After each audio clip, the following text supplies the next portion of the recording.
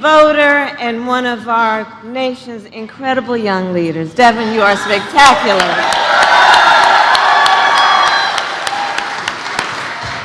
Good afternoon, Greensboro.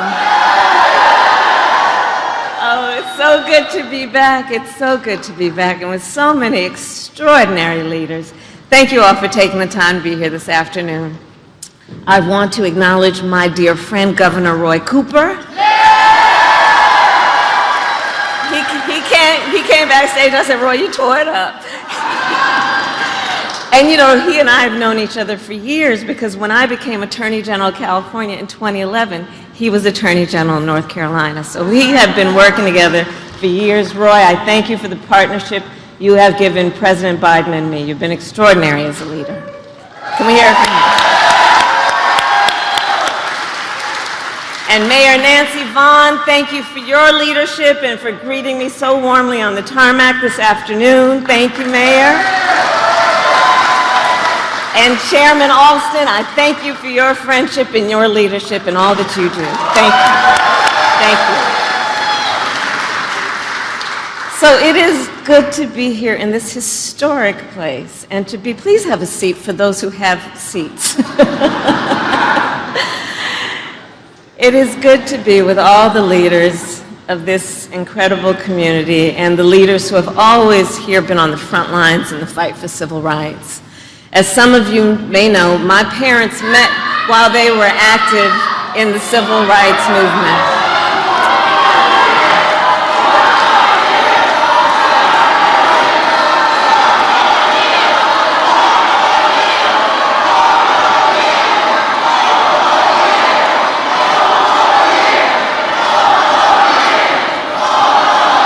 More years, that's what we're looking forward to.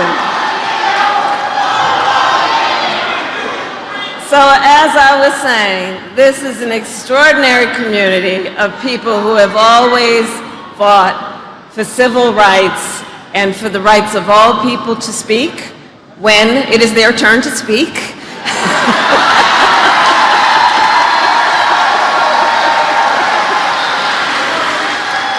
And of course, all voices are important, and I say that in true sincerity. But I want to talk a bit about the work of this community in the context of the civil rights movement. My parents met when they were active in the civil rights movement. They took me to those marches when I was in a stroller. And I grew up then in a community like this one, where the people who were raising us, I look at Devin, I think about my childhood. We grew up in a community of people who, when we were young, they told us literally, you are young, gifted, and black. They taught us that we could do anything and should never be burdened by the limitations of other people to be able or not be able to see what can be. And this is that community who understands and can see what is possible unburdened by what has been. We collectively, I know, were raised and taught to understand we have a duty to serve in the fight for freedom, opportunity, and justice for all. And it is that sense of duty, not if you feel like it, duty, which guides us at this very moment. We are today 117 days out from the election. And I know many of us have been involved in these elections every 4 years, and nearly every time we say, this is the one. This here is the one. This is the one. The most existential, consequential, and important election of our lifetime. Now, we always knew this election would be tough, and the past few days have been a reminder that running for President of the United States is never easy, nor should it be. But one thing we know about our President, Joe Biden, is that he is a fighter. He is a fighter. And he is the first to say, when you get knocked down, you get back up. You get back up.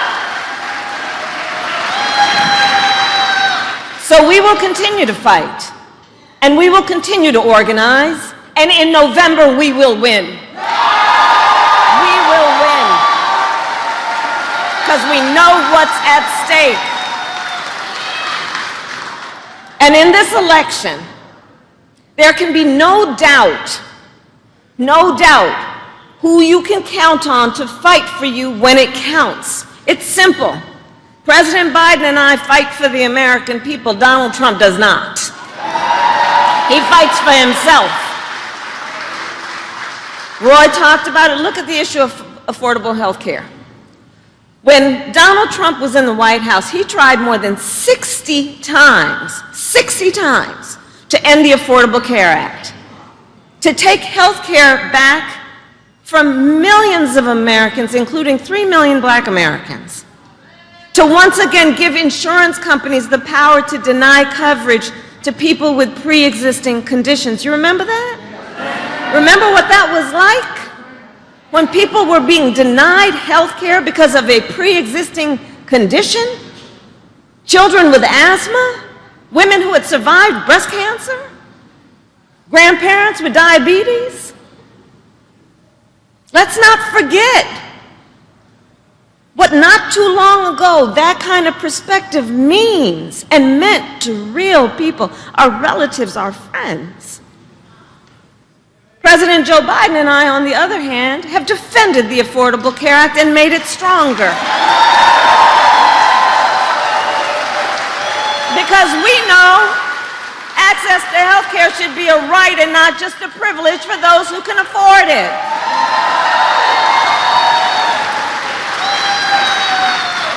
With your support, we also have the strength to finally take on Big Pharma and lower the cost of prescription drugs.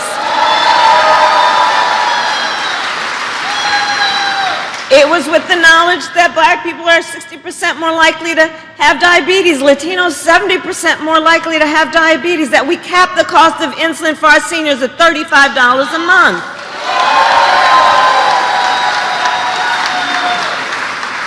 Because we listened and heard and are clear about who we represent, we are finally making it so that medical debt can no longer be used against your credit score.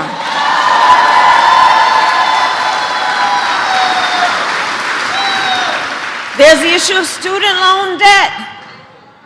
When Donald Trump was in the White House, he tried to end student loan forgiveness for public servants. Who are our public servants? Well, they include our teachers, nurses, firefighters. Joe Biden, and on the other hand, Joe Biden and I, well, we have forgiven student loan debt for nearly 5 million Americans. And twice as much for our public servants. We, together with you, have also taken on the issue of gun violence, knowing the tragic reality. Greensboro, gun violence today in America is the #1 killer of the children of America. Think about that. Not car accidents, not some form of cancer. Gun violence is the #1 killer of the children of America. And Black Americans are 10 times as likely to be the victim of gun homicide. You know, over the years, you all know as a former prosecutor, over the years I have held the hands of far too many mothers and fathers and tried to comfort them after their child was killed by gun violence, both in mass shootings and what we call everyday gun violence.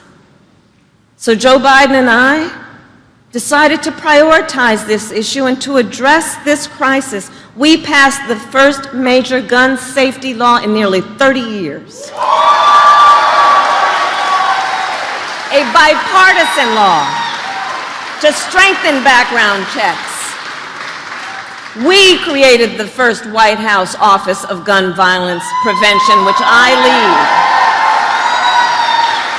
We invested $1 billion to hire mental health counselors in public schools to help heal the mental trauma of gun violence. Because far too many of our children go to school every day learning about how this could impact them in a very real way. Last fall, I did a tour speaking with Gen Z. I love Gen Z. And I'd ask them, raise your hand if you have ever had to, in schools, anytime between kindergarten and 12th grade, I'd ask them, have you had to endure an active shooter drill?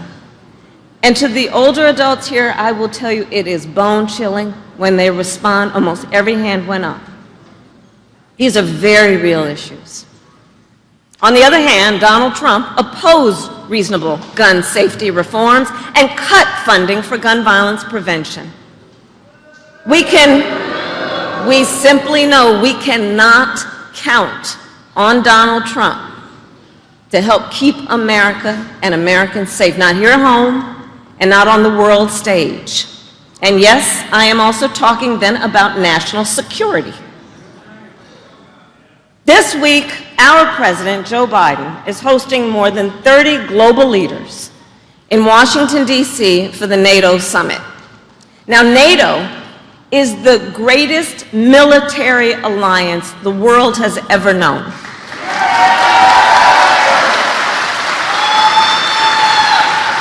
And thanks to our President, Joe Biden, if there is one single person who deserves credit in the world for strengthening NATO, making it stronger, making it more united and more effective, that is Joe Biden. That is Joe Biden.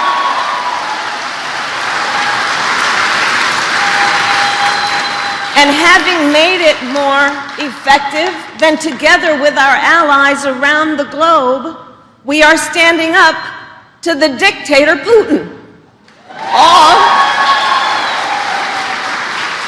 All to ensure America is strong and Americans are safe. On the other hand, do watch, because it's not new. On the other hand, watch as Donald Trump has embraced Putin. Watch that. It's not just happening today, it's been happening. As Trump, threatened to abandon NATO and encouraged Putin to invade our allies.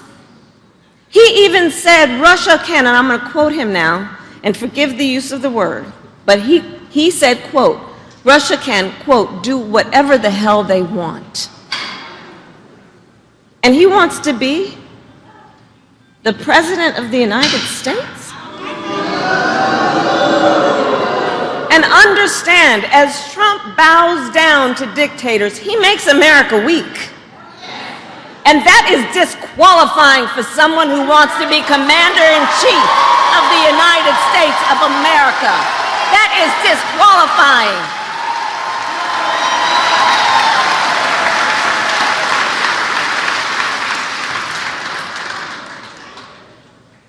So all of this to say, there is so much at stake in this moment.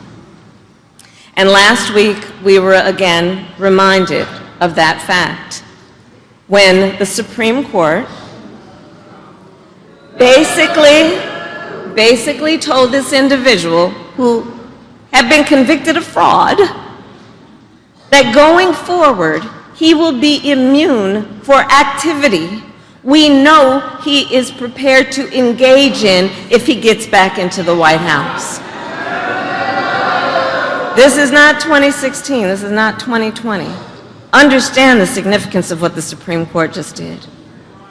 And consider that in the context of the fact that Donald Trump has openly vowed, if reelected, he will be a dictator on day one.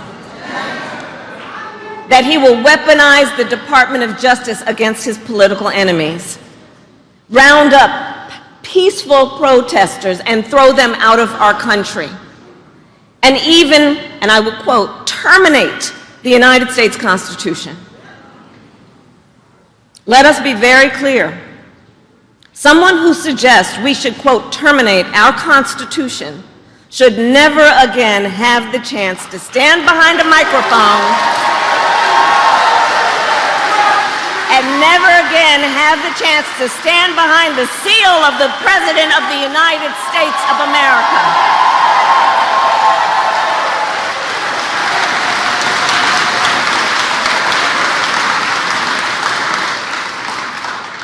And some of you, of course, have heard that Trump's advisors have created a 900-page blueprint for their agenda for the second term if they were to have one.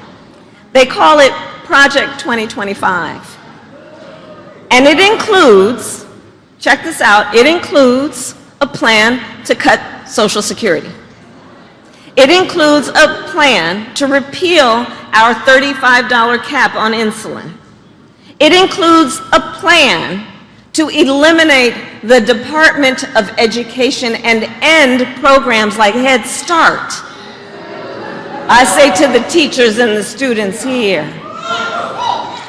And Project 2025 outlines a plan to limit access to contraception and for a nationwide abortion ban, with or without an act of Congress. And on the topic of reproductive freedom, I know we all agree, one does not have to abandon their faith or deeply held beliefs to agree the government should not be telling her what to do with her body. If she chooses, she will talk, if she chooses, with her pastor, her priest, her rabbi, her imam, but not her government telling her what to do. If implemented, Project 2025 would be the latest attack in Donald Trump's full-on assault on reproductive freedom, because we remember then President Donald Trump handpicked 3 members of the United States Supreme Court because he intended for them to undo the protections of Roe v. Wade, and as he intended, they did. Now, over 20 states have Trump abortion bans. Now, in the South, where the majority of black women live, every state except for Virginia has a ban, many with no exceptions even for rape or incest. And Trump proudly takes credit for overturning Roe. Make no mistake, if he gets the chance, he will sign a national abortion ban and outlaw abortion in every single state, but we are not going to let that happen. We are not going to let that happen, because we have worked too hard and fought too long to see our daughters grow up in a world with fewer rights than our mothers.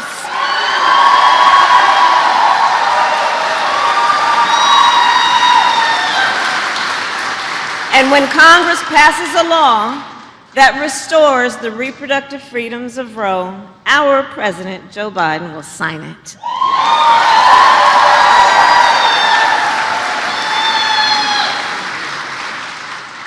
So ultimately, in this election, we each face a question.